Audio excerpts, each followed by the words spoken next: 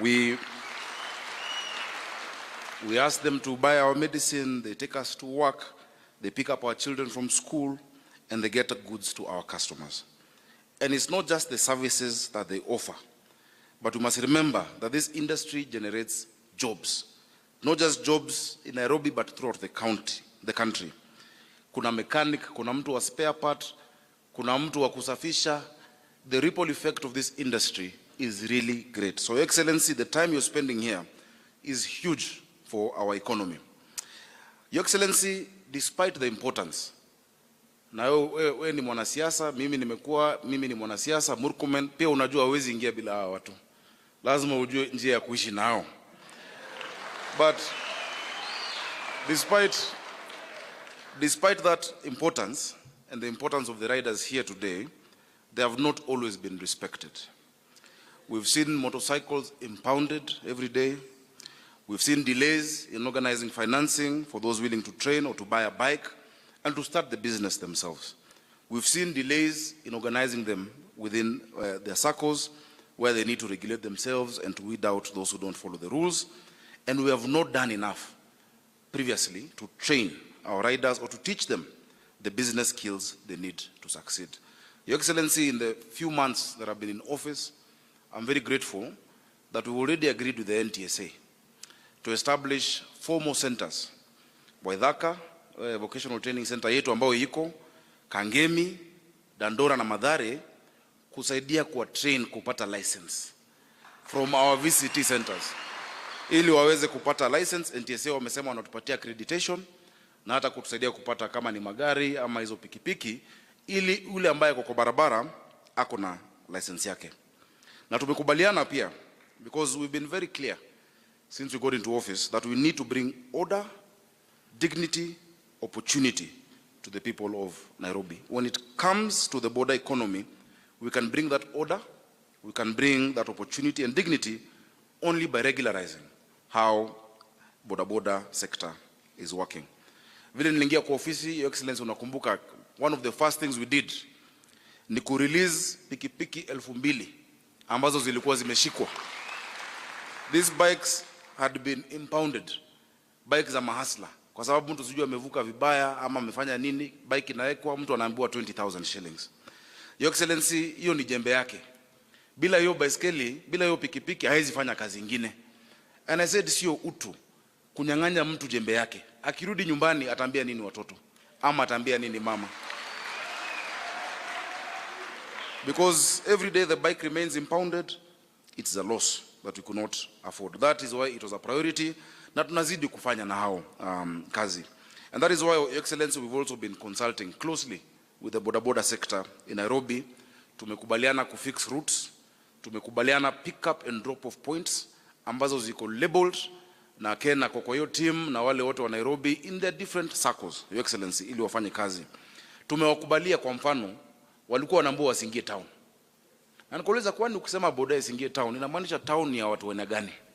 Kwani town ni ya wadosi peke yao? Tukasema bora kuna mpangilio, kuna njia unatumia, kama ni LSLS unajua vile utaingia, kama ni Moi Avenue, kama ni Kenyatta Avenue, na pale ya kudrop mtu wako na pale wa kupick.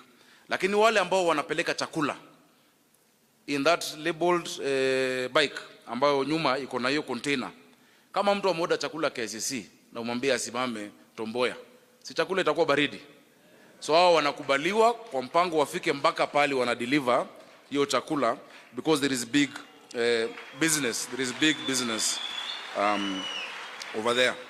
So, Excellency, just to touch on now 3 areas, if you allow me. Number 1, it is important that we instill proper road safety. And I'm very happy that the CS for transport is here and NTSA. Na ndugu zangu, tafadhali hii tusikilizane. Hii tusikilizane. Nyinyi mnajua vile tumefanya kazi pamoja. Your Excellency, nimekuwa patron ya chama ya widows, mabibi ya wale ambao wamekufa kwa sababu ya bodaboda. Yeah? Huyu mtu unaona, traffic light is a suggestion. It's a suggestion to you. Red inamaanisha go na green inamaanisha go faster. Haiwezi kuwa hivyo. Roundabout unaenda anti-clockwise. unachagua route yako. Your Excellency, tafadhali utoe amri kwa traffic commandant, tukifanya pamoja na sisi, because traffic management is devolved, that tuwe tu na subira, si ndio? Ndio tusaidiane. Hataki kila saa tunaolipia bill za hospitali, tunasaidia watoto wenu mmeacha mayatima. Hiyo dakika 5 unajaribu kusave, jameni, inachukua maisha yako yote. So we must be very careful on that, on the issue of road safety, ili tuwe na order. Ni ya sako. We say, if you want to go far, if you want to go fast, go alone. But if you want to go far, you go with others. Your unity must be your marching anthem. Because once you're better organized, then you're better recognized. So tafadhali tutawapatia muda, tutaconsult na waziri na NTSA, by which time vile tu matatu tuleka zote kwa sako. Bodaboda zote lazima ziwe kwa sako, na zaidi ya hiyo muwe na identification. Tunajua hii sako ni ya Kayole, hivi ndio wamevaa. Tunajua hii sako ni ya Ngong Road, hivi ndio wamevaa. Ama ni aje? Ili wale watu wawili watatu ambao wanaleta jina mbaya, we can identify them. Yeah? That is the best way for us to operate. Na itatusaidia pia ku negotiate. Your Excellency, tunashukuru wao microfinance ambao wamekuja. Kwa sababu banks hazingepatia hawa watu mkopo ya kununua motorbike.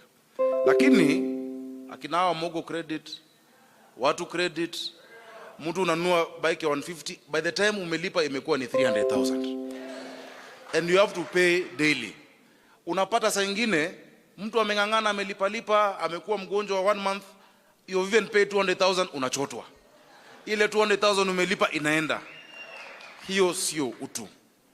We want to ask for us to regularize that sector, so that even as you give the loan, tuwe na utu kidogo, humanity. Hiyo interest ni kubwa sana. Na pia muwe na, you can't, mtu hawezi lipa 300,000 ama 100 alafu akose mwezi moja ama 2 umnyang'anye. When we release the impounded bikes, karibu 500 hazikuchukuliwa kwa sababu mtu anasema hata akichukua ishachotwa, haina faida. So that on, Your Excellency, it is only intervention that will help us. Nikienda kumalizia, Your Excellency, hii kitu ya electric ni muhimu sana. Your Excellency, you have taken the lead on climate change.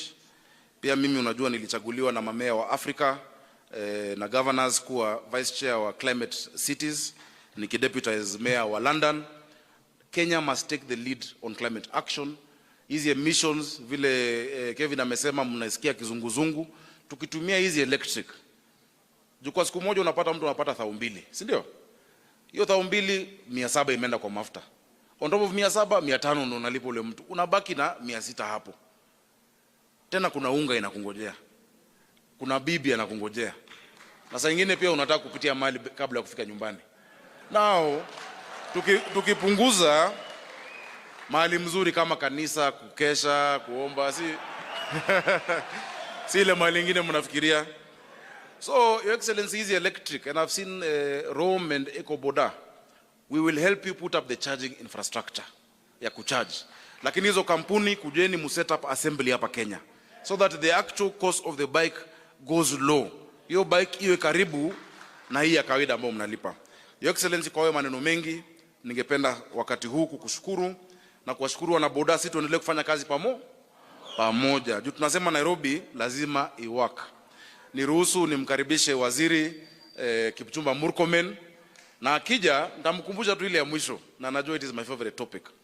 Your Excellency, from 2015 nikiwa mbunge nimepigana vita ya watu wa online bikes, online taxi, online easy applications. Commission wanachajiwa iko juu sana, 25%. Ukiingia inaenda straight kule Netherlands, hata ingi kwa serikali yako.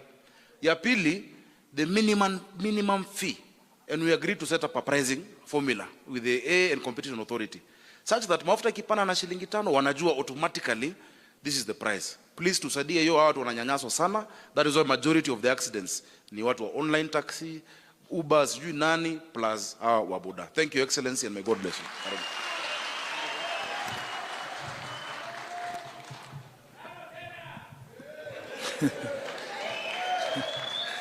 Your Excellency, the President of the Republic of Kenya, Dr. William Samoei Ruto, my colleague, CS Health, Honorable Susan Akumicha, my friend and the governor of city of Nairobi, Mheshimiwa ndugu yangu Johnson Sakaja, my PS wenye wako hapa, especially PS Transport, PS Roads, PS Public Health, and PS Health. Pamoja na Your Excellency, viongozi wengine wenye wako hapa, chairman of various parastatals wenye wako hapa, represented the County Commissioner Nairobi, and many other distinguished guests. Na wana bodaboda wote, amjambo. Amjambo tena. Mheshimiwa Rais, kabla sijasema machache na kukukaribisha, ningependa kukaribisha dada yangu ambaye tumeshirikiana pamoja kuhakikisha ya kwamba hii program yenye unasikia tunaendesha siku ya leo iweze ikawezekana kupitia mpango wa bima ya afya. Na ningependa sasa kukaribisha Mheshimiwa Susan Akumicha aweze akanena machache, kisha ni kukaribisha Mheshimiwa Rais. Pigeni makofi Waziri Akumicha.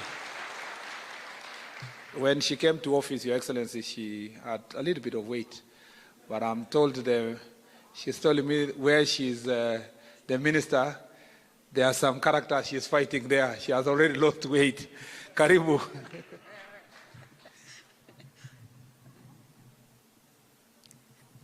Your Excellency, the President of the Republic of Kenya, Honorable Dr. William Samoei Ruto, my colleague, Cabinet Secretary for Transport, Onesmus Kipchumba Murkomen, the Governor of the lovely city of Nairobi that you are restoring, Honorable Johnson Sakaja, PS's present, Public Health, and Kipchumba Murkomen, the other one is the PS for Medical Services. PS for Transport, PS for Roads, the Chair of NTSA, NHIF, distinguished guests, ladies and gentlemen, na wana bodaboda wote, good afternoon. Hamjambo bodaboda. Mko wazima. Asante sana. Your Excellency, I'm very happy to join you this afternoon to speak to the subject that is of my passion, healthcare. Your Excellency, our institution, National Hospital Insurance Fund, to a large extent has done very well in ensuring the cover for the formal sector is in place. However, Your Excellency, this fund has had a challenge with the informal sector. Challenge of identifying them, challenge of knowing what is their source of income or how much it is so that we onboard them. That has been a great challenge for us. But I'm happy that through all government approach to services, we've worked together with the Ministry of Transport, and they have identified this critical group of bodabodas that we are today giving them a cover for the year. Your Excellency, in many cases, many people who have received a cover of NHIF, especially the men, I'm sorry to say, perceive it to be a personal cover. But I want to encourage the bodabodas that this is not personal. Ensure your dependents are listed so that not just you get care, but your family members get care as well. Hii cover ambayo unapata leo, kama wewe ni mwanamume uko na familia, uko na mke na watoto. Mke akitaka kujifungua, hii cover itamsaidia. Watoto wakigonjeka, hii cover itawasaidia. So it is not a personal property peke yako. Tafadhali hakikisha dependents wako wote umeweka kwa hii cover. Your Excellency, the other beauty of this cover, that besides the normal outpatient and inpatient, it has three things that for me are critical. One is health promotion. That these bodabodas will be given knowledge and guided on how to live positively on matters nutrition and matters safety to do with health. The other thing in this cover, Your Excellency, that is very important is mental health and behavioral change. And lastly, Your Excellency, this cover covers them for emergency evacuation, which is very important. Your Excellency, actually, it bothers me that in most of our facilities, especially the referral hospitals, you go to Kenyatta here, you go to Moi, level 5 and level hospitals, you'll find a dedicated hospital for Bodaboda riders. We are working together under your instructions as you have directed, Your Excellency, that we promote health and we also prevent diseases. So I'm happy that the team that sits before you, a good number has gone through training for first aid by St. John Ambulance, but we are going to work together with them so that we identify more that can be trained.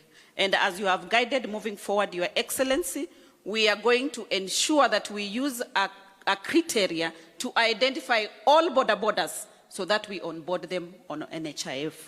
On those very few remarks, thank you. I'd like to invite back my brother to continue with the program. Asanteni sana. Mheshimiwa Rais, yangu itakuwa machache sana. Kwanza, kama Wizara ya Uchukuzi na Barabara, tunaamini ya kwamba usalama barabarani na safety ya watu wetu ni kitu ya maana zaidi. Mara nyingi taifa letu limechukulia sana kwa msaha mambo ya ajali barabarani. Na unajua Mheshimiwa Rais, pengine kama vile wewe mwenyewe uko na statistics tayari, tunapoteza watu wengi zaidi kwa mambo ya barabara kuliko wale ambao magonjwa tofauti.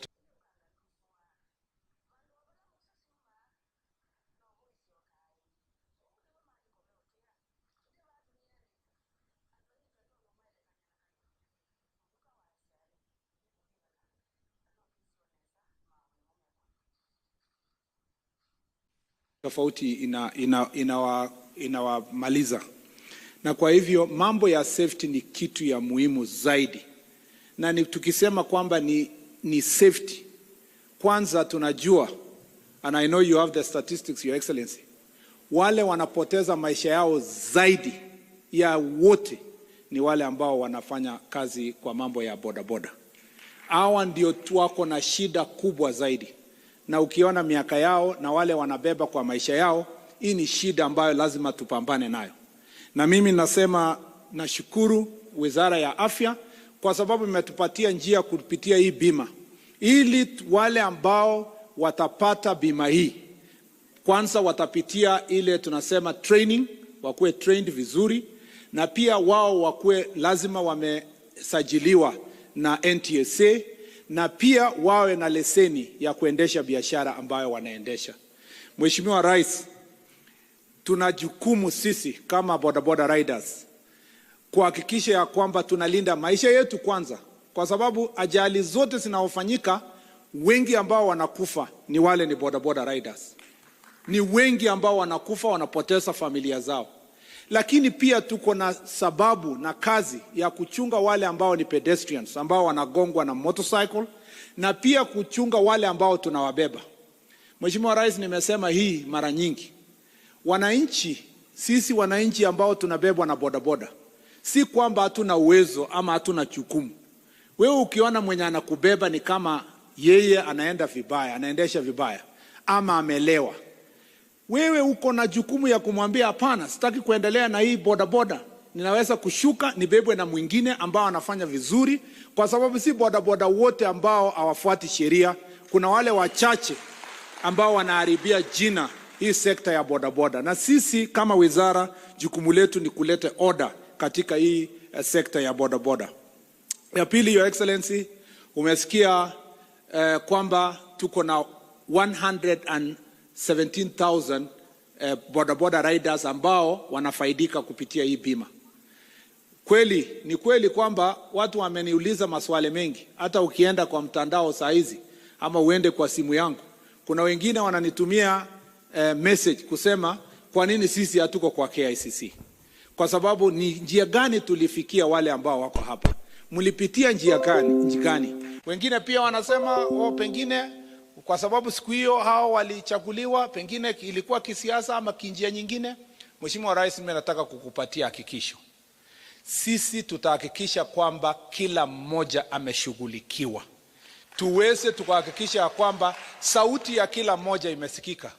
Niliona ule ndugu yangu anaitwa Saita na Satin Alipoongea hapa alipigiwa kelele kidogo. Pengine angekuja na timu yake wangempigia yeye makofi. Kwa sababu kwa kila sekta, wacha nisikie. Kwa kila sekta mimi najua kama waziri ninaongoza watu wenye wako na tofauti groups tofauti. Mimi nitahakikisha wote wameletwa ndani, tuwashikishe pamoja. Hii bodaboda sekta ikuwe timu moja ambaye hakuna mtu atasema niko chama hii ama iko group hii. Mheshimiwa Rais, wewe ulinichagua, nimeshakuwa sasa waziri. Siko siasa tena. Sijali mtu akiwa Azimio ama ako kwa Kenya Kwanza. Nataka kuhakikisha kila mmoja ameletwa ndani kwa hii safari ya kuhakikisha. Na ili kuweza kufikia hapo, Mheshimiwa Rais, kama vile ulishatushauri hapo kando, hapo awali, tunataka kuhakikisha kwamba kila bodaboda rider akue kwa sako fulani. Tutafikiana na county governments ya kwamba itakuwa ni watu wangapi kwa kila sako, minimum ya watu wangapi, na tutahakikisha hawa wote wanakuwa registered kwa county zao. Hii uwezo ya transport ya last mile ya bodaboda ni ya county government. Kazi yetu kwa national level ni kuwasaidia kwa safety na kwa standards, ili kuhakikisha wote tunasonga pamoja. Ni nia yetu ya kwamba through NTSA, na nimewaambia hivyo, through NTSA hii numbers yenye watu tunapoteza kila mwaka imepungua kadri ya kwamba katika miaka 5 ijao hatutakuwa na nambari ambazo inapita watu 100 wanapoteza kwa njia ya bodaboda. Mheshimiwa Rais, nchi zingine ukienda kusoma gazeti, watu 3 wakikufa kwa barabara kwa nchi ya Amerika inawekwa gazeti, hata gazeti ya dunia. Lakini nchi yetu hapa watu 5,000 wanakufa ni kawaida tu. Mwaka kesho tunasoma 6,000, mwaka hiyo nyingine 9,000. We need to change this culture, tuhakikishe tunachunga maisha ya kila mmoja. Your Excellency, nikimalizia ninataka kusema ya kwamba Mheshimiwa Gavana ameongea vizuri. We need to distinguish motorcycle riders who are working for companies and delivering goods on behalf of companies and where they go, na wale wanabeba wananchi. Na kila mmoja wao apewe ile area yake ya cooperate na njia yenye atafanya kazi, so that tuendeleze hii biashara ya bodaboda, kwa sababu inatusaidia sisi wote. Ya mwisho, electric motorcycles, Your Excellency. Unajua siku ile uliongea kwa Embu, mtandao iliwaka. Wakasema sasa huyu rais amekuja na hekaya ya Bunwasi. Itawezekanaje tukue na motorcycle ya stima?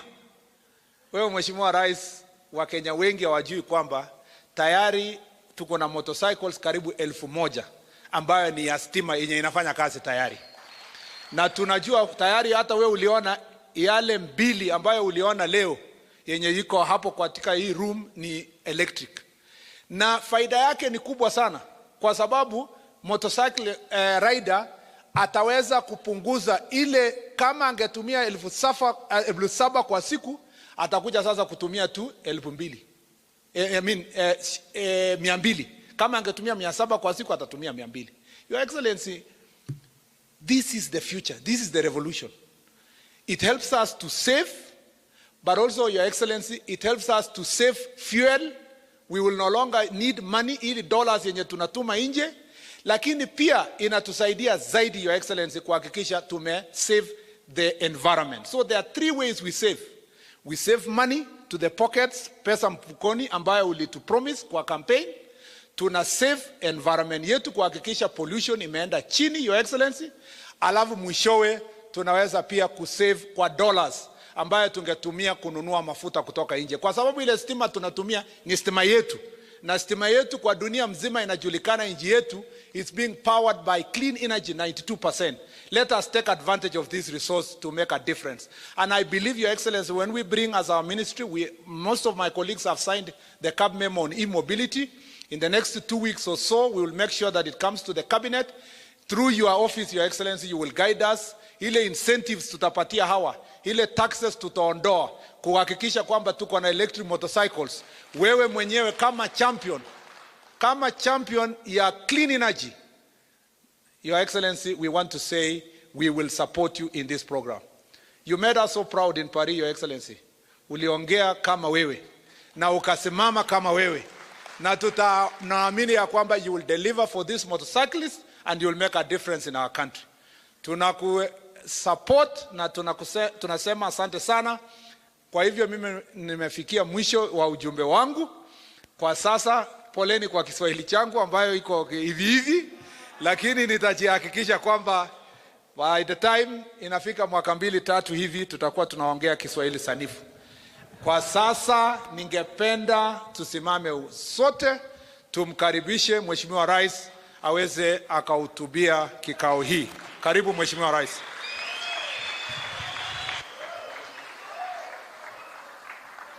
Asante sana. Tafadhali tuketi chini. Thank you very much.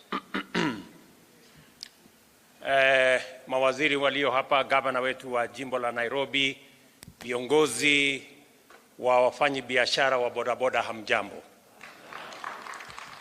Kwanza mimi nataka niwakaribishe hasa wale wametoka nje ya Nairobi. Karibuni Kanairo. Najua gavana hapa amewakaribisha. Na wale mnatoka Ushago, muchunge sana ku cross barabara, lazima uangalie pande hii na uangalie pande hiyo ingine, hatutaki tupate ajali. Kwanza mimi nataka niwashukuru sana kwa sababu mimi na watu wa bodaboda tumetoka mbali.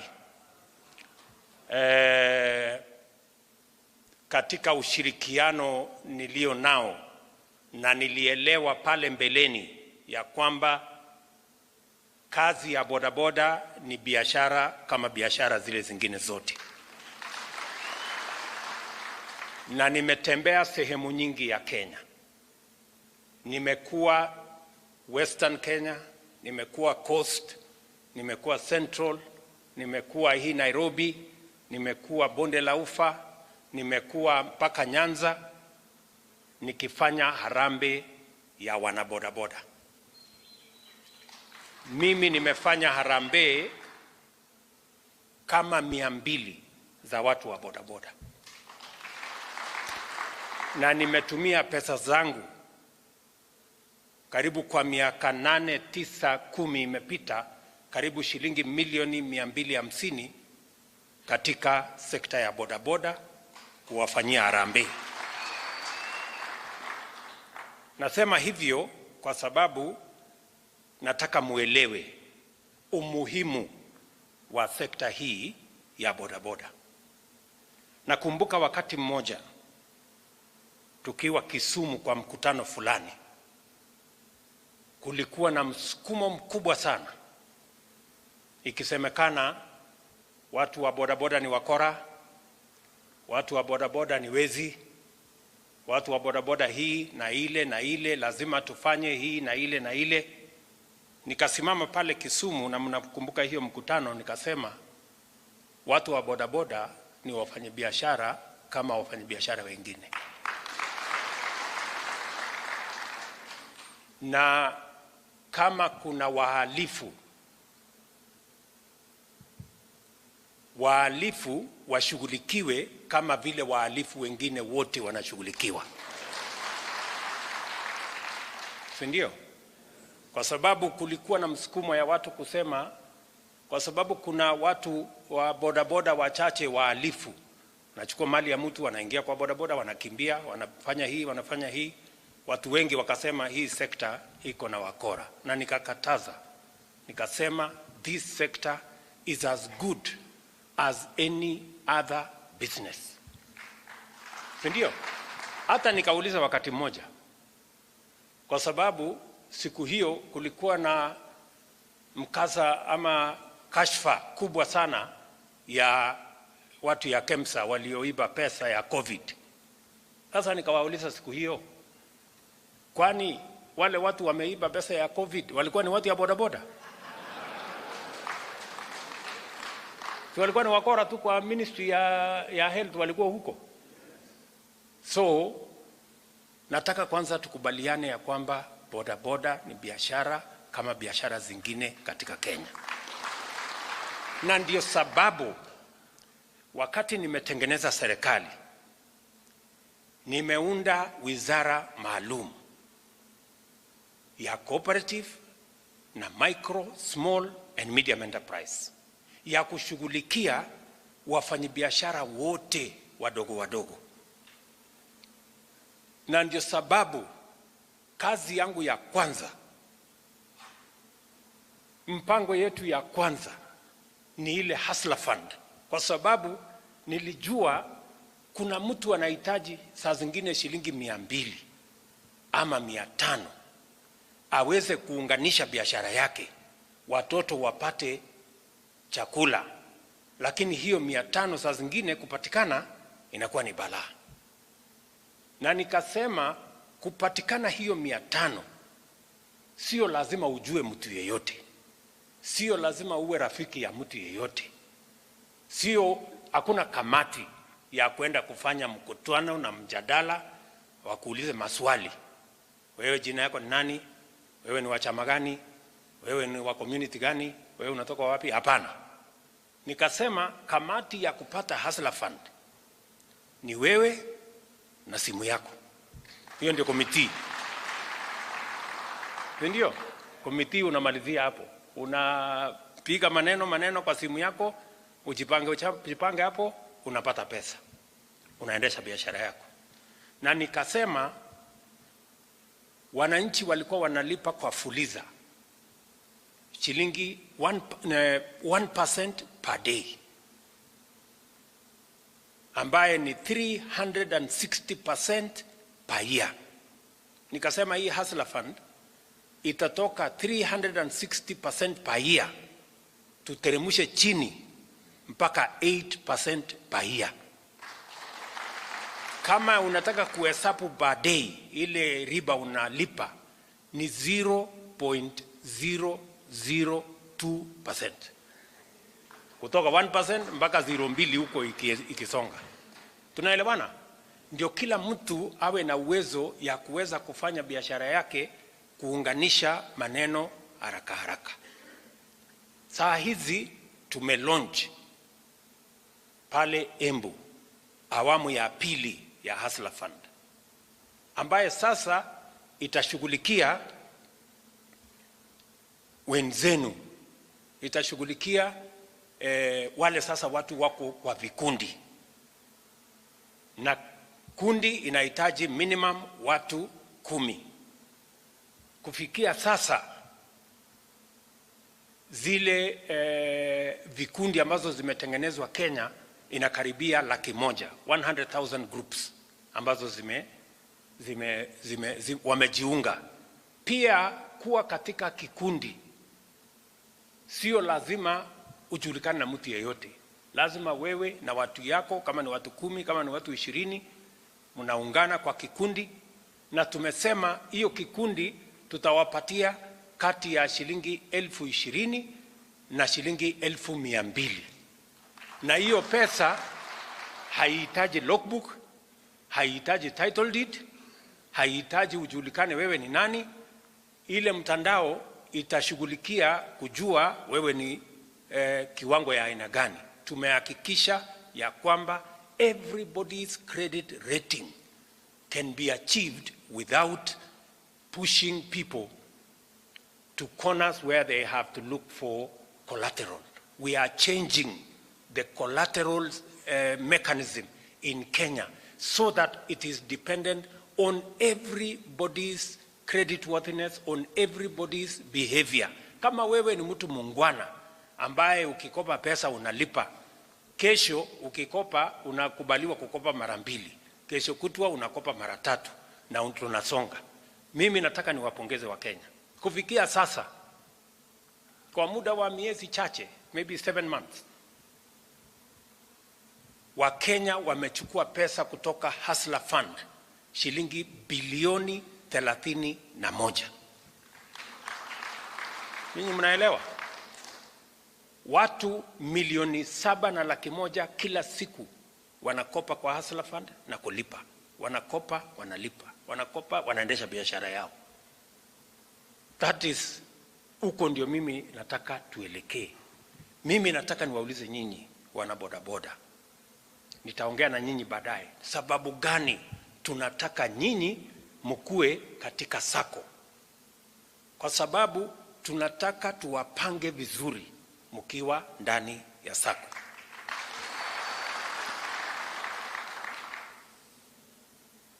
Na mimi nataka niwaeleze hivi. Siasa mimi naelewa. Na hata nyinyi mnajua mimi naelewa. Mnajua mimi naelewa siasa. Si ndio? Hapo niko na ufundi kiasi. Mimi nataka niwaambie mambo ya bodaboda, mimi sitaki siasa ndani yake. Bodaboda ni biashara. Tunaelewana? Bodaboda ni nini? Biashara. Kama wewe ni mtu ya chama hii ama chama ile, pelekana na chama yako mahali ingine. Hapa mimi nataka tukubaliane na nyinyi, tutapanga biashara. Wale watu wengine walinitangulia walikuwa wanajaribu kutumia bodaboda kupanga siasa. Na nyinyi mnajua. Kwani hamjui?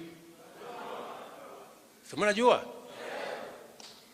Hiyo biashara mimi sitaki. Mimi nitajipanga na siasa kando na bodaboda. Tunaelewana?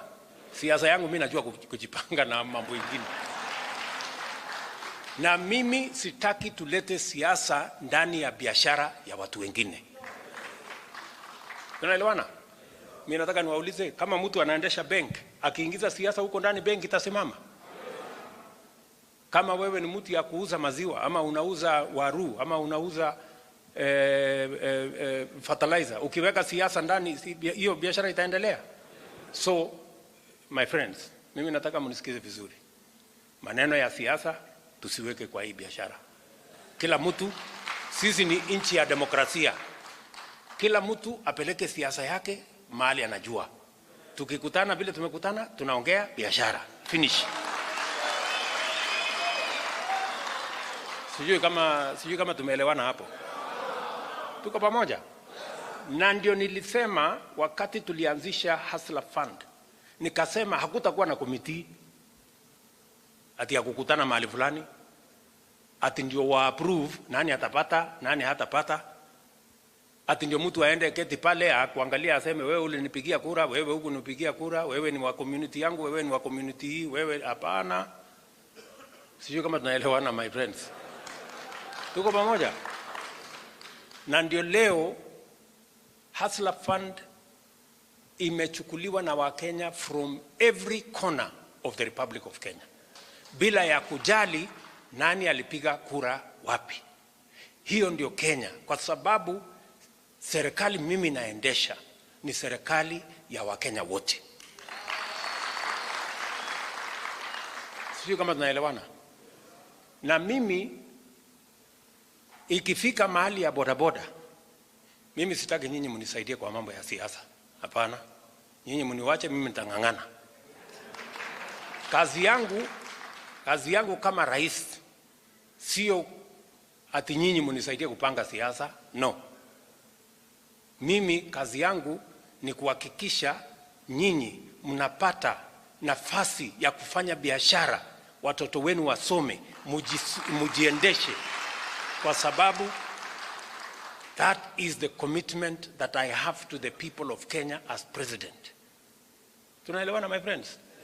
Wewe utapiga kura yako vile unataka. Tunaelewana? Hiyo ni juu yako, sasa utajipanga vile umejipanga.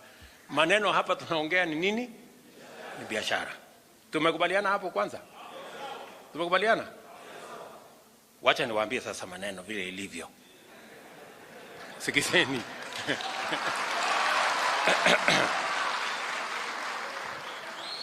Maneno vile ilivyo. Vile nimesema kuna mambo mazuri sana yanaendelea, na mimi nataka niwapongeze. Kenya tuko na watu 1,800,000, 1.8 million people wanafanya biashara ya bodaboda kwa njia moja ama nyingine. Hawa ni watu wengi sana katika taifa letu la Kenya. Na pongezi hawa watu ambao wamejisimamia, wamejiamini. Mtu ameenda akanunua, akaweka pesa yake, akanunua bodaboda, anaendesha biashara yake. Mimi nataka niseme heko, pongezi, hongera, tutasimama na nyinyi. Na ndio sababu tulisema hatutaki wafanyabiashara wakiwemo wa bodaboda wadhulumiwe. Pale nyuma tulikuwa watu wa bodaboda walikuwa wanahangaishwa. Wanahangaishwa na kanjo, wanahangaishwa na askari, wanahangaishwa na wale, na tumesema hiyo lazima ikome. These are business people. We want to organize them so that they can do their business. Statistics inatuonyesha ya kwamba bilioni 350 kila mwaka iko katika sekta ya bodaboda. Almost 1 billion shillings every day is contributed by the bodaboda sector in our economy. Karibu ni kama pesa yote sisi tunatoa kama serikali kwa counties. That is what the bodaboda sector contribute, and that is big. Tunaelewana? Na hiyo ni kazi mzuri. Mimi nataka niwahakikishie tutawashirikisha, tutawashikanisha na opportunity ndio tuweze kwenda mbele pamoja. Lakini kuna mahali mimi nataka turekebishe. Ajali ambayo inapatikana kwa Kenya, watu wanaopatikana kwa ajali zote Kenya ni watu 20,858. 20,858 people are involved in accidents in the Republic of Kenya every year, especially last year. Wacha niseme last year. Yeah? That is the report we have. The report for last year, 20,853 people were involved in accidents. Kati ya hawa watu 20,020, watu 4,515 walikufa. 4,515 people died because of accidents last year. Nyinyi mnanielewa? Wale wengine watu 16,000 walipata ajali, wengine wamekuwa wamepata permanent disability, wengine wamepona, wengine wako na majeraha, wengine wako na matatizo, wengine hawawezi kufanya kazi yao, hawawezi kujisimamia kwa sababu ya ajali. Kwa watu 4,515 ambao wamekufa, wale watu wamegongwa na bodaboda ni watu 1,620. Wamegongwa na bodaboda, wamekufa. Watu 1,209 madreva wa bodaboda wenyewe, wacha sasa wale watu wa kutembea. Watu 1,000 watu wa bodaboda riders 1,209 wamekufa. Wale watu wa kubebwa na bodaboda watu 420 wamekufa. Wale watu wa kuendesha sasa magari yale mengine watu 408 wamekufa.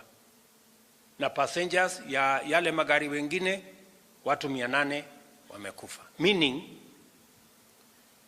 watu wa bodaboda wale watu wamegongwa, wale watu riders wenyewe na wale wa kubebwa, watu zaidi ya 2,300 wamekufa kwa sababu aidha kuwa driver ya bodaboda ama kuwa passenger barabarani amegongwa na bodaboda ama mtu wa kubebwa na bodaboda.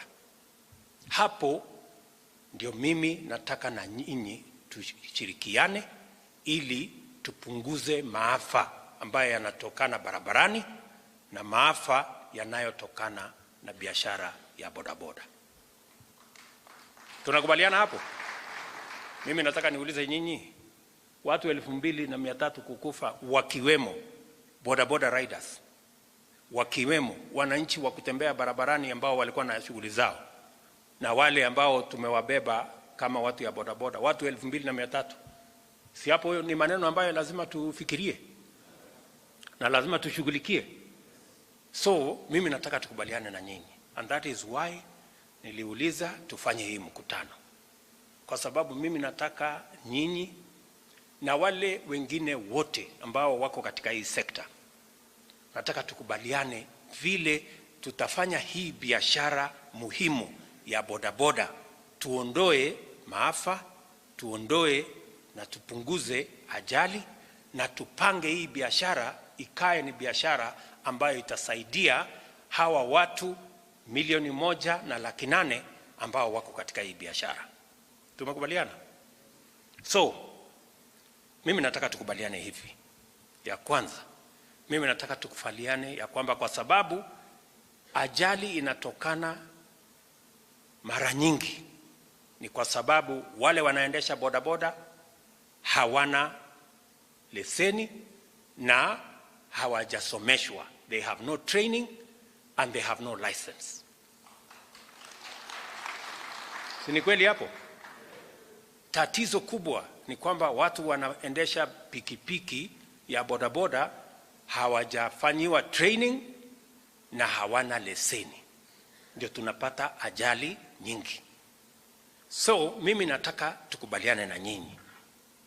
Tumeongea na watu wa NYS, nitaongea na wabunge, mimi nitaongea na Council of Governors ya kwamba tuwe na training. Saa hizi tumeambiwa ya kwamba training ni shilingi 8,000 na leseni ni shilingi 3,000. Is that correct, watu wa NTSA? The license is how much? Shilingi 3,000 na 50. 3,000 na 50. 30-50. 30-50 ndio leseni. So mimi nataka tukubaliane na nyinyi, kwa sababu tunataka tusaidiane kwa hii biashara. Tunaelewana jameni? Mimi nataka tukubaliane na waziri yuko hapa wa transport. Hawa ni watu yako, watu ya kutumia barabara. Nitapanga na watu wa NYS, nitapanga na counties, nitaongea na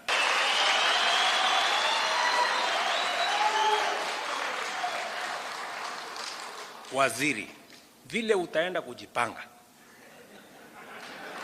Sasa hiyo enda ujipange. Mimi nataka hii training na pamoja na license ambayo ni 10,000. Nataka tutoe 10,000 mpaka 2,500. Tukubaliane what NYS is going to do, what the ministry is going to do, what NTSA is going to do, so that tuweze kuhakikisha ya kwamba watu wanaoendesha pikipiki ya bodaboda, wanaofanya biashara ya bodaboda wako na training na wako na leseni. Sijui kama tumekubaliana hapo. Hapo sawa? Hiyo ni jambo la kwanza, so that we can reduce on accidents, on deaths, on injuries. We must train all our bodaboda riders, and we must license each and every one of them. And I am proposing that the ministry and the government of Kenya is going to work with all the other stakeholders, including our county governments, including our members of parliament, so that the training and licensing should not exceed 2,500 from 10,000. Sijui kama tumekubaliana. Jambo la pili, ili pia tuweke nidhamu kwa watu wa bodaboda. Hatutaki biashara ambayo inafanyika kiholela, na hatutaki biashara ambayo wakora na wahuni wanaweza kuingilia, waharibu biashara ya watu wengi na imeharibiwa na watu wachache. Lazima kila mtu, vile tulikubaliana, kila mtu awe kwenye sako. Na mimi nataka tuelewane, hakuna mtu atalazimishwa kuwa kwa sako yeyote. Hakuna mtu lazimishwe ati lazima ukue kwa sako fulani. Na hatutaki ati sako iwe ni mahali ya mtu kuambiwa ili uingie kwa hii sako lazima utoe pesa fulani. Hapana. No. Hapana. Hapana. Sitaki cartel. Mimi nataka sako. Na sako ni mahali mtu anaingia kwa kupenda. Sijui kama tumeelewana hapo. Yes, tunataka tuwe katika sako so that we are organized.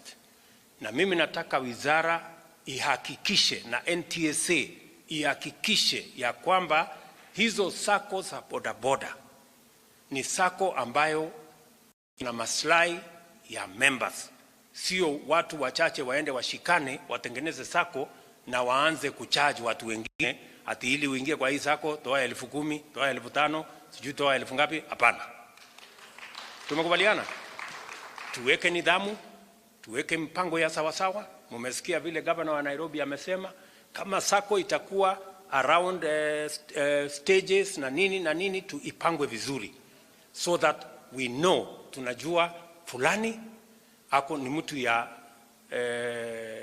sako fulani na huyo fulani pikipiki yake ni namba fulani, ndio tuweze kupanga hiyo sekta ikae chonjo na ikae sawa sawa. Tumekubaliana? Tuko pamoja? Jambo la tatu, nimeuliza watu wa St. John na nitauliza watu wa Red Cross ili ile masomo ambayo training ambayo watu bodaboda watapatiwa ili upate leseni, tuhakikisha kwamba watu wa St. John ama Red Cross wamewasaidia kuwasomesha mambo ya first aid na mambo ya emergency medical care, ili kila mtu wa bodaboda akitoka pale amesomeshwa vile ya kuendesha pikipiki na vile vile amesomeshwa ikitokea ajali ni nini atafanya, ndio tuweze kuokoa maisha ya wananchi. Watu ya St. John they are here, si ndio? Bwana mkubwa na chairman Ndungu. So tafadhali let us move in that direction under the coordination of the Ministry of Transport.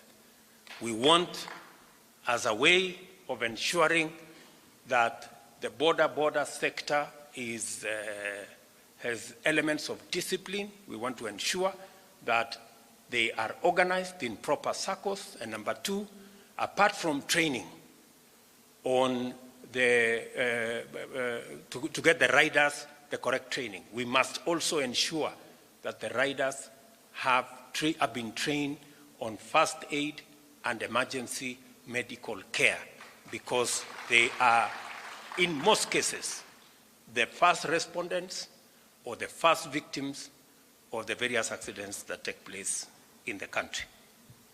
Hapo tumekubaliana?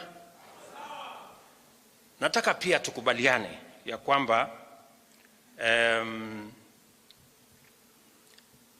kama mtu wa bodaboda amefanyiwa training, amepata leseni, amefanyiwa training ya St. John ama Red Cross ya first aid na emergency medical care, tumekubaliana ya kwamba we are going to identify 100,000 or thereabout.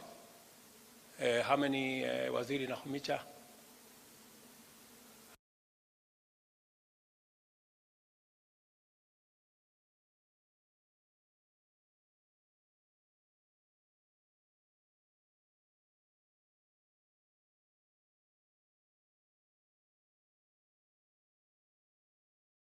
Umepatiwa leseni. Number 4, wewe ni member wa SACCO. Bas, qualify, unapatiwa sasa. Number 5, unapatiwa vile mulisikia hapa Waziri Nakhumicha akisema hiyo card sio yako peke yako, ni yako, mke wako na watoto. Na kama una mke, hata kama uko na mpango ya kando, uweke kwa weke kwa card. Kama tunaelewana, tuko pamoja nyinyi wadosi, mmekuelewana? So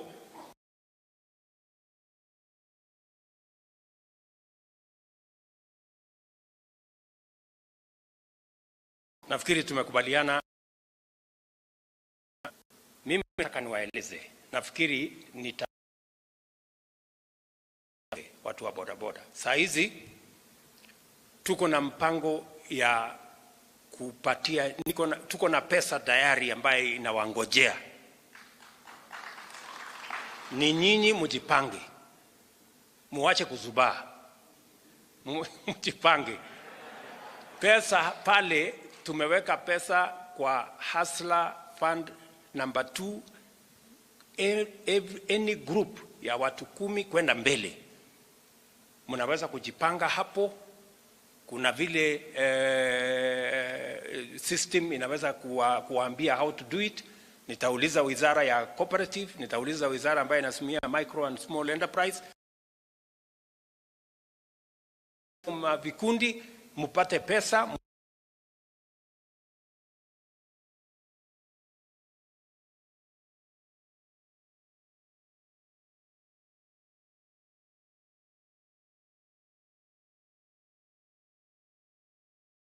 Muendeshe ni nini tumepanga, kwa sababu niliwaeleza watu wa bodaboda ya kwamba hii sekta tutahakikisha ya kwamba ile matatizo mmekuwa naye tutakabiliana nayo, tutayatatua na tutaweka mpango ambayo itahakikisha biashara ya kila mtu inaheshimika, kwa sababu kazi ni kazi. Ndio biashara ya kila mtu inaheshimika. Ndio sababu nimeweka pesa ya serikali kwa biashara yenu. Katika budget ambayo tumepanga leo, mimi nimeweka sahihi leo.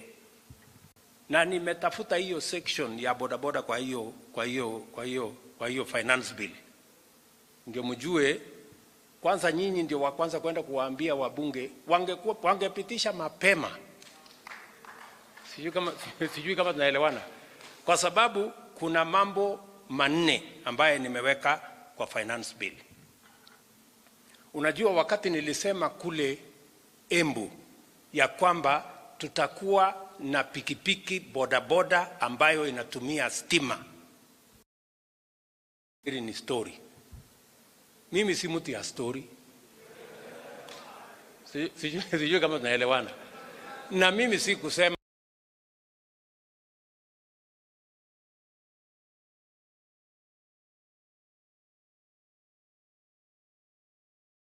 usiku. Na mnajua pia hakuna amekuwa wazimu. Nyinyi mnanielewa? So wale wanafikiria ya kwamba mambo ya pikipiki ambayo itatumia stima ni hadithi, watakuja kujua hawajui na hivi karibuni. Sijui kama tunaelewana.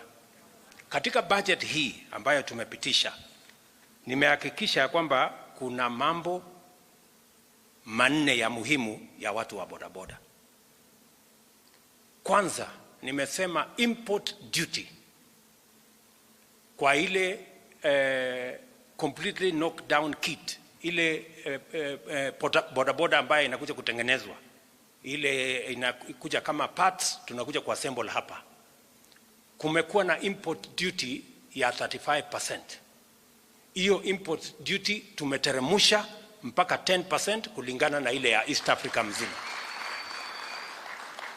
ili bei ya bodaboda ikuje chini na tuzilete hizo knockdown kits tuanze kuassemble hapa Kenya.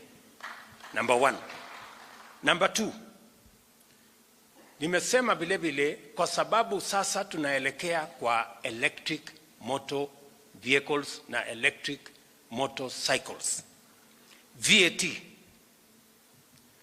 tumesema ile VAT ambayo ilikuwa ingelipiwa kwa mambo ya charging stations na maneno ya swapping stations, mahali unaenda kubadilisha betri na kucharge betri, tumesema tunatoa mambo ya VAT. Hakuna ushuru, watu watalipa pale kwa hiyo station. Jambo la tatu, zile battery ambazo tutatumia,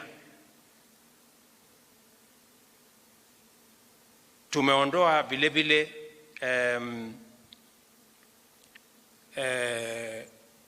VAT kwa stations zote zile ambazo mmesema. We are also eliminating VAT on all infrastructure around charging stations, ambazo sasa we are going to roll out. Tuhakikisha kwamba kuna mahali ambapo wewe unaenda kucharge battery, saa ile unangojea mgeni, saa ile unangojea mteja, nini yako iko kwa charger na unapiga mbinja ukingojea, saa ile unangojea. Sijui kama tunaelewana. Jambo la 4, zile batteries zinaitwa lithium ion battery ambazo zinatumika kwa electric motor vehicles na electric motorcycles, zilikuwa zinalipiwa ushuru 35%. Tumesema tunateremusha from 35% mpaka 10% kulingana na ile ya East African Community. Nyinyi mnanielewa? Alafu kufikia tarehe 1 Septemba, vile nilitangaza kule Embu, tutakuwa tumeagiza na zitakuwa zimefika hapa bodaboda 10,000 ya kwanza, ambaye ni bodaboda ambaye itakuwa inatumia stima. First 10,000 will be here. 100,000 will be in Kenya by December. Na hiyo barabara ndio tutakuwa tunaelekea. Tutakuwa tunabadilishana. Wewe unalete bodaboda ile ya kutumia petroli, tunakupatia bodaboda ile ya kutumia stima. Sijui kama tunaelewana. Tuko pamoja? Na mtaelezwa as we move. Mtaelezwa vile hiyo mpango itaendelea. Kwa sababu watu 1.8 ni watu wengi. Na nia yetu ni kufanya mambo mawili. Ya kwanza ni kupunguza ile petroli tunaagiza ambayo tunatumia kwa kuendesha magari yetu na bodaboda zetu. Nataka mjue tunatumia bilioni 60 kila mwezi kuagiza mafuta ambayo tunatumia. We want to reduce the amount of money we are using, the amount of foreign exchange actually we are using to import petroleum products, by making sure that we transition from fossil fuel powered motor vehicles and motorcycles to electric motor vehicles and motorcycles. Tunaelewana? So tunataka kulinda foreign exchange ya taifa letu la Kenya as a first priority. Number 2, tunataka vile vile biashara ya bodaboda iwe ni biashara iko na pesa. Kwa sababu ile bodaboda mnatumia sahihi ya petroli na ile ya electric, tofauti kwa ile gharama unatumia kwa siku ni 68%. Kumaanisha kama ulikuwa unatumia shilingi 100, sasa utatumia shilingi 40. So utabakia na shilingi 60 uweke kwa mfuko, uendeshe biashara yako. Sijui kama tunaelewana. Jambo la pili, hii electric motorcycle haina plugs, haina ile mahali ya kwenda kubadilisha sijui oil nini ya kuzungusha hapo. So kila mwezi utasave almost 30% ya ile pesa ungeenda kufanyia service. Sasa hakuna service, kazi yako ni kucharge na kuendelea mbele. Na mmesikia jamaa mwingine hapa amesema hata hii haina kelele mingi, so utakuwa na haina pollution, so kazi yote inaweza kuendelea pamoja. Sijui kama tumeelewana. That is our plan. Jambo lingine, kwa sababu nataka niwaeleze vizuri, jambo lingine, tunafanya mpango saa hizi kama serikali kuhakikisha ya kwamba pale kwa charging station saa hizi ni malipo ya stima ni kati ya shilingi 15 na 20. Saa zingine hata inaenda mpaka 25. Lakini tumesema pale kwa charging station tutapunguza gharama ya stima. Ile gharama itakuwa juu zaidi ni shilingi 8. From 20 shillings tutateremsha bei ya stima pale kwa charging station ya pikipiki zenu mpaka $5, which is about 8 shillings. Kwa sababu tunataka kuhakikisha ya kwamba number 1, watu wengi wana transition kwenda kwa pikipiki. Number 2, inaendeshwa in a manner that is going to make sure that it is cheaper to operate, and so that we can have cheaper transport that is environmentally friendly. Nyinyi mmenielewa? Mumeshikanisha hii maneno? Tuko pamoja? So hiyo ndio mpango ambayo tuko nayo pamoja na nyinyi. Nafikiri mumenielewa vizuri. Kwa sababu siasa kidogo kidogo hiyo tumemalizana na siasa. Si siasa tumemaliza? Ama nyinyi bado mko na siasa ya kufanya nini? Si tumemaliza siasa? Wakupata si walipata, wakukosa si watangoja. Ama so tungoje huko mbele, tutaamukiana tena, tuwekane mwereka, tujue nani atapata. For now sasa ile kazi iko ni vile tutapanga Kenya iweze kwenda mbele. Nimesema tunataka kupanga biashara ya kila mtu iheshimike, na biashara ya kila mtu impatie mapato, kwa sababu kazi ni kazi. Sijui kama tumekubaliana ndugu zangu. That is our plan. Mimi nawashukuru sana kwa sababu sasa mumeelewa ya kwamba program ya housing ni program ya kulete bei ya nyumba ifikie mtu wa bodaboda anaweza kulipa mahali anaita kwake. Unajua kuna watu wako na madharau sana. Wanaona mtu ya bodaboda tu ni mtu ya kukaa kwa nyumba ya matope, ni mtu ya kukaa tu pembeni huko. Mimi nataka niwaambie ya kwamba it is also a right kwa katiba yetu ya Kenya, kwa serikali kupanga vile wananchi wataishi in decent housing. Na hiyo kazi mimi nitakazana nayo, nitafanya bidii. Na hawa watu wananijaribu, nitawakalia ngumu. Kwa sababu Kenya hapana ya watu wachache. Si Kenya ni yetu sisi sote, my friend. Ama tunasemaje? Yes. Na nilieleza jana ile kazi tunafanya na ile kazi tutashirikiana na nyinyi. Nimewaeleza tuko na mpango ya kureduce mambo ya cost of living. Bei ya chakula tuko na mpango ya vile tutakabiliana nayo mpaka ifike mahali wa Kenya wanaweza kulisha familia zao. Tuko na mpango ya kusaidia wakulima wetu, tuko na mpango ya kuhakikisha kwamba tuko na dams ya kutosha, tuko na mpango ya kuhakikisha kwamba wakulima wetu ama wafugaji tunawasaidia, tuko na mpango ambayo itahakikisha finally we have invested in making sure that we grow enough food.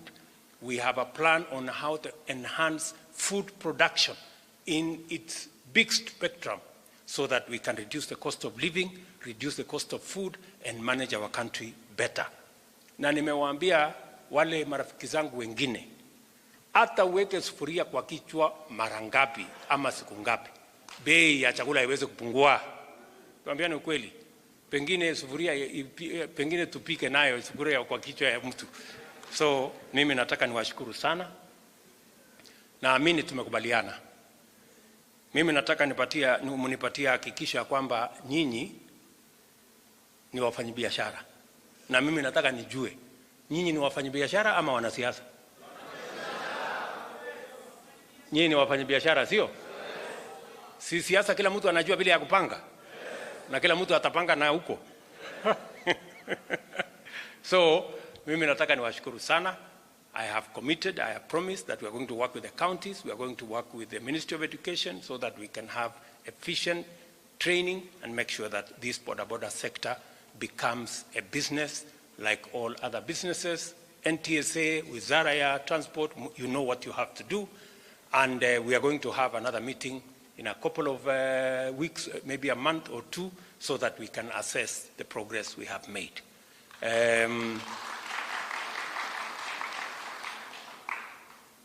Maneno ya kupigiana makelele muache. Mimi mnanielewa? Mimi sitaki unakuja kupigia nani kelele hapa? Sisi tumekuja kila mtu ako na biashara. Yes, tuachane na mambo ya makelele, tuachane na mambo ya mirengo, sijui huyu ni wako na hii, sijui huyu ni wa pande hii. Mimi siko hapo. Mimi nataka, I want us to sort out this sector so that people can earn a living, people can run their businesses and enterprises, and we can see how we can take this forward. Asante sana, mimi nawapenda sana, nawatakia baraka ya Mungu. Mkirudi nyumbani, salimia watoto wenu, familia zenu, na mwambie tuko pamoja. God bless you. Thank you, Your Excellency. With your permission, we would now like to have you launch Boda Care. If we can kindly just launch Boda Care. We have where is the remote? There's a remote which is right there, Your Excellency. And the PSs too can just be there to help His Excellency as we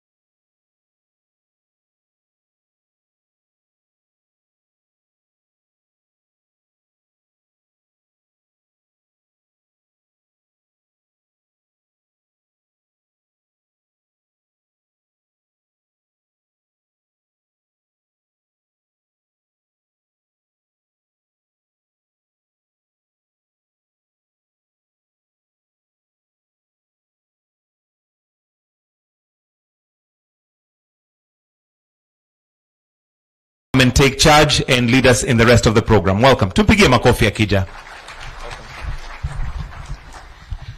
Your Excellency, the President, allow me to stand on the already established protocols. Your Excellency, this is the inaugural Kenya Urban Forum. It follows after the World Urban Forum, where we meet every 2 years. This is the forum that is here to domesticate the SDG number 11. Your Excellency, the issues about urban are not foreign to you and foreign to our country. At the moment, we are going through a very big discourse as a country, because while urbanization is supposed to bring high quality of life and wealth, the inverse is happening here in Kenya. So this is a very topical issue. Your Excellency, we will be discussing in the next 3 days how we are going to sort out our urbanization issue so that we don't keep on kicking the can down the road as we have done in many years.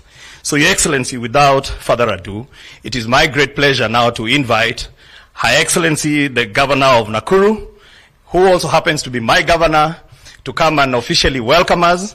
And she will play a dual role as you come.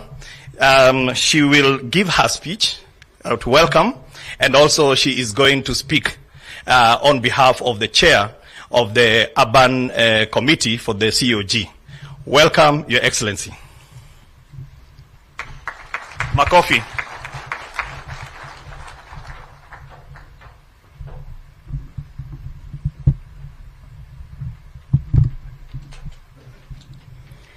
Thank you. Asante sana.